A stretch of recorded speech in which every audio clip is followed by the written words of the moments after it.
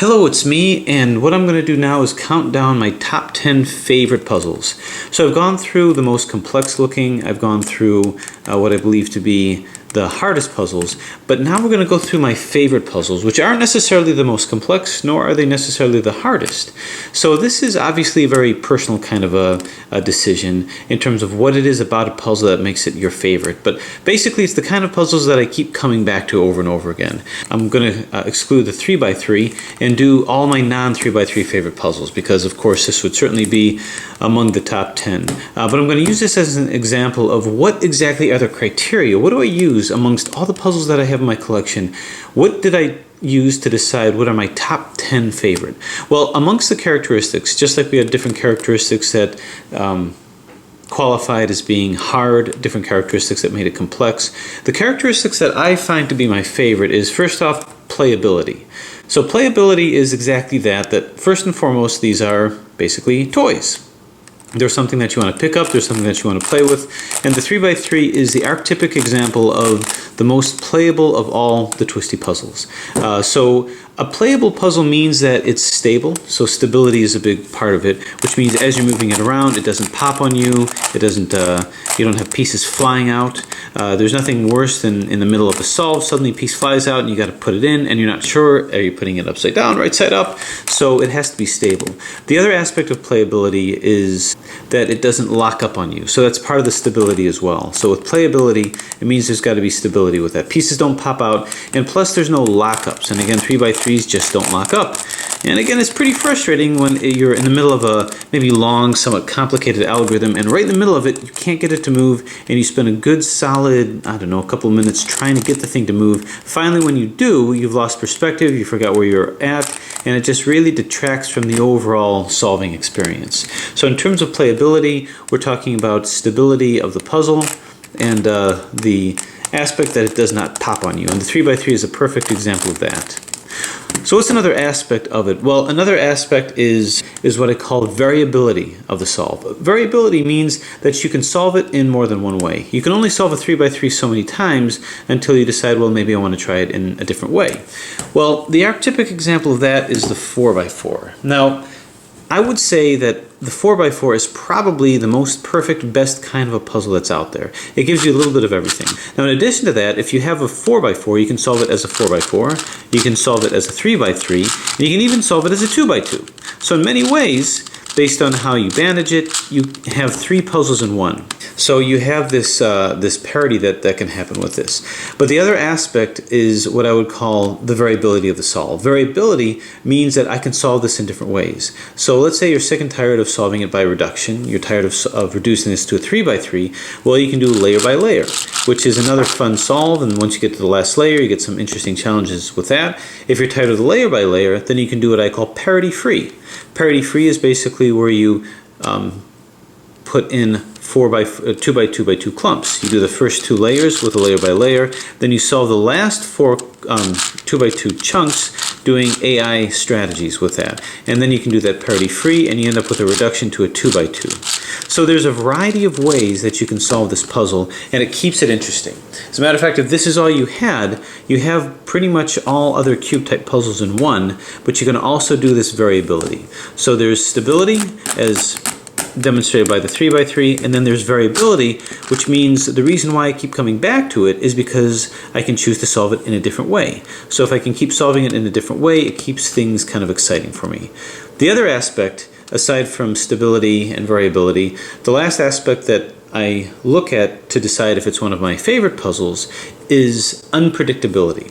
Unpredictability means that it's the kind of puzzle that you can't blindfold solve. In the case of a 4x4, that's going to be, well, parity. Parity isn't really predictable. You can't really predict it. So as you're solving it, you find yourself with situations of parity and you just solve it as such. That's kind of what I mean, but after a while, parity doesn't really bother you too much. You can't really predict when it's going to happen. What I really mean by unpredictability is that as you solve it, there are aspects of construction and deconstruction as you're putting little pieces in. An example of that is with this, the Eight star. So with the Eight star, you've got this kind of sequential solve that happens with this, but you have to do a lot of construction and deconstruction. So there's an unpredictability as to where some of the pieces are. And there's even a unpredictability in terms of how you're going to go about strategizing to get the solve. So in that keeps things interesting. Now this is way too complex and way too long of a solve to be among my quote favorites. It's certainly among the more complex ones, but that just kind of demonstrates what I mean. So with that said, those are the different characteristics of puzzles that become my favorites: stability, variability, and unpredictability. So what then would qualify for that?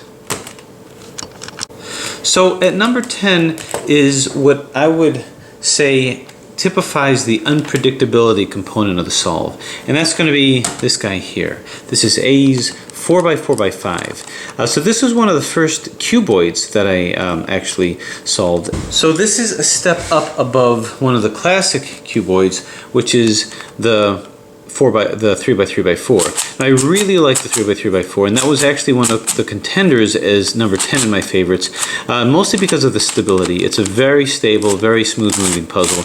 There's a degree of unpredictability, which is manifested by the parity of the middle layers over here. However, it's a pretty straightforward solve. It doesn't take too long to do, but it is something that I reach for. But I chose this as number 10 because it has all of the components of this, but it puts in this kind of extra strategy and unpredictability having these extra layers here. So you end up with issues with parity. Now, the reason that you get that is that you have two different parities in a domino. You've got an even layer up here and an odd layer down here. In this case, an even layer up here and an odd layer down here. So a domino combines two different parities in one. That's the overall parity of a domino solve.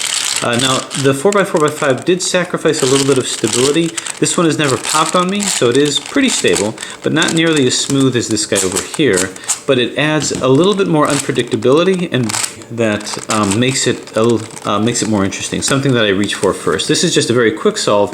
This one takes me a little longer, getting in the centers, getting in the edges, so it provides that much more of a challenge, and it's the unpredictability of where I'm going to put things. I can do false equivocation on both sides, so it means I have to go back to it a little bit. So that false equivocation and the possibility of parities with your even layer really keeps this interesting. So this is a fun puzzle that I like to reach for. This one I think I assembled myself. It's one of the first ones that I assembled. This was also among the first cuboids that I worked out a strategy completely myself as well. There wasn't really any guidance, and this was many years ago. So number 10 is A's 4x4x5. So at number 9, I would say would be next this guy over here.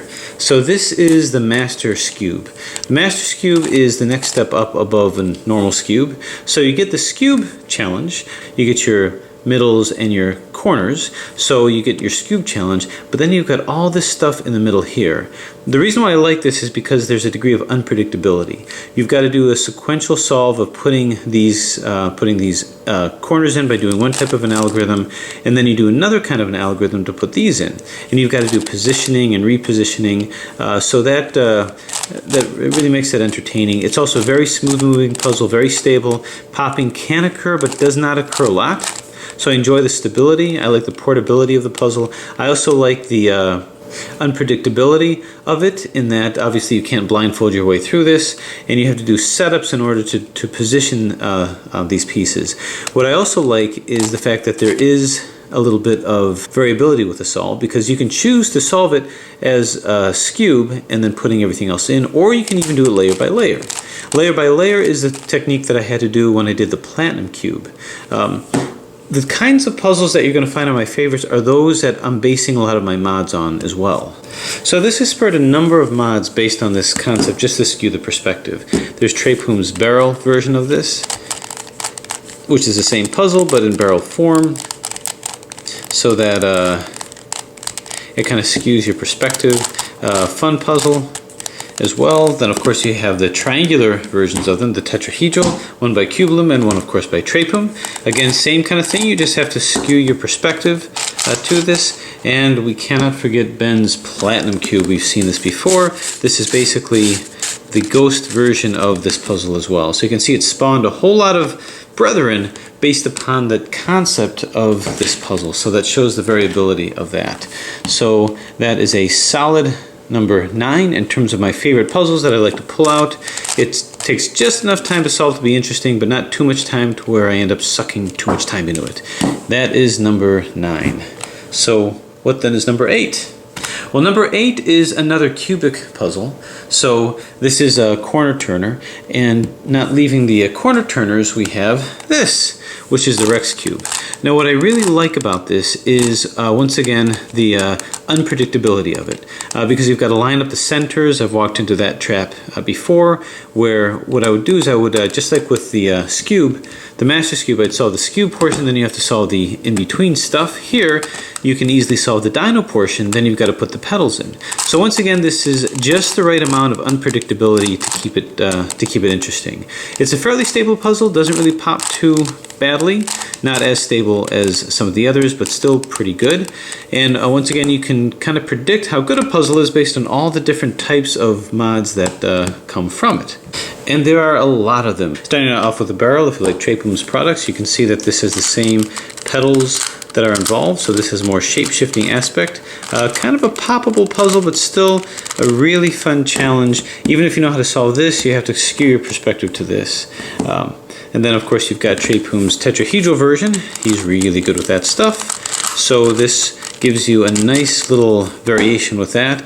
And then you've got the various ones by Klaus, who did things like the wintergreen puzzle, this really beautiful puzzle here, but you can see where the pedals come out. And this is something where you have to, once again, skew your perspective, that just because you know how to do the Rex solve doesn't mean that you can easily navigate your way through this. That's only just the start. This is a super cube aspect of it. You've got this version, you've got this version over here, which is probably among my favorite ones, only because the stability is so much better. You can see how well this moves. And then you've got this really fascinating one over here. Wow. So this is a behemoth, this is a giant, but it's a very fun puzzle. It's the same kind of, see if I can get a good pedal turning here. The same kind of aspect to this. This is a Rex Cube derivative. It's a super cube, and it really turns your head into knots. Now, what's interesting, what you might not know about this, is that originally this was originally a mod of an original puzzle. Before it was called the Rex Cube, it was designed by Andrew Cormier as the Praxis Cube. So this Praxis Cube actually came before the Rex Cube, but it's the same kind of a thing. These are your pedals over here.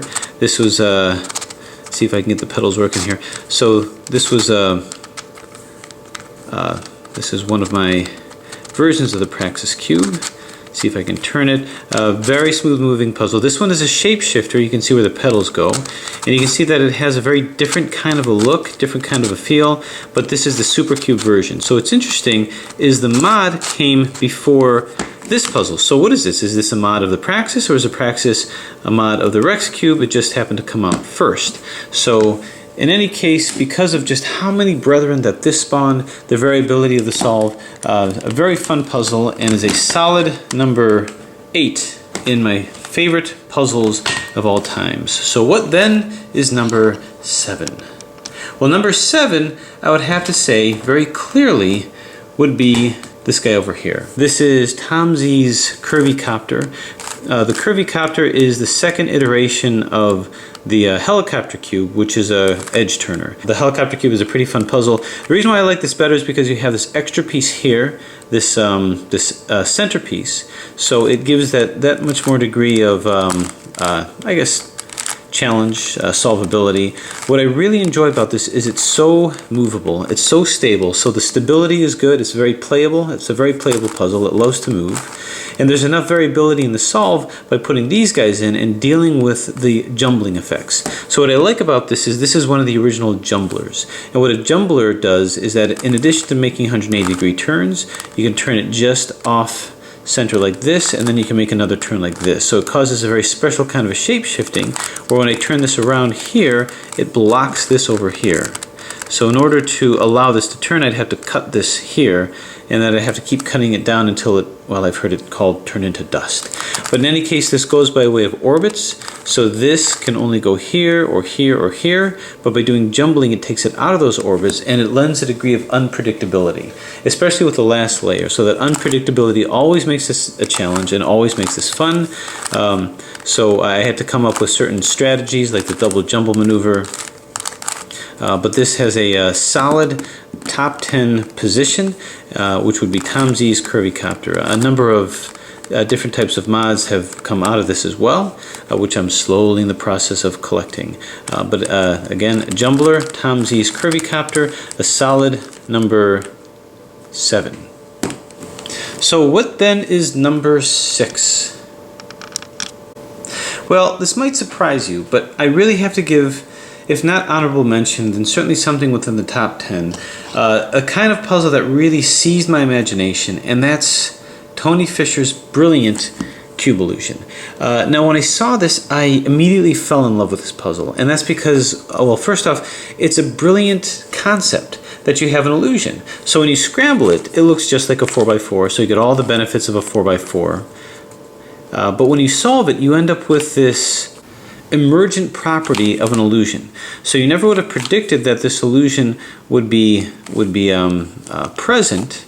It emerges out of the actual solved state that you wouldn't even predict that it would be there in the scrambled state. So what you get is you get the challenge of a 4x4, but it's actually a challenge of a bandaged 4x4. So you have that extra degree of challenge, and then at the end you get this extra prize of getting this illusion cube.